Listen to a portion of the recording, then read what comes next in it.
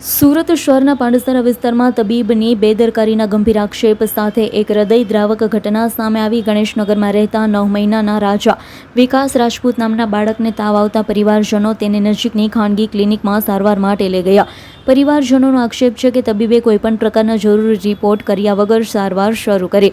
બાળકને વધુ માત્રામાં દવાનો ડોઝ આપવાના કારણે તેની તબિયત વધુ બગડી ગઈ.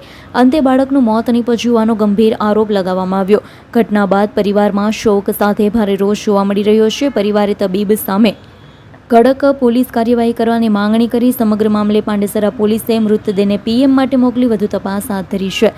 नाम बताओ, बच्चे के कौन लगते हो, कैसे जान गए? बच्चे के पिता है, हमारा नाम विकास कुमार है। पिताजी का नाम आसाराम है। ग्राम केशवरायपुर के थाना कगड़ेपुर ब्लॉक धाता जिला फतेहपुर के रहने वाले हैं, कानपुर देहात। क्या हुआ है सर?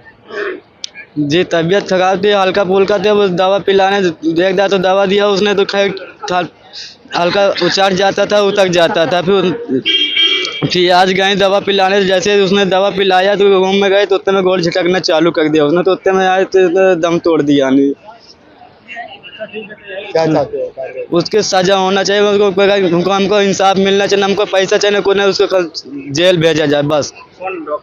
डॉक्टर को नाम नहीं बता सकते लेकिन उसका दुकान जरूर बता सकते हैं। ब्यूरो रिपोर्ट S9 न्यूज़ सूरत।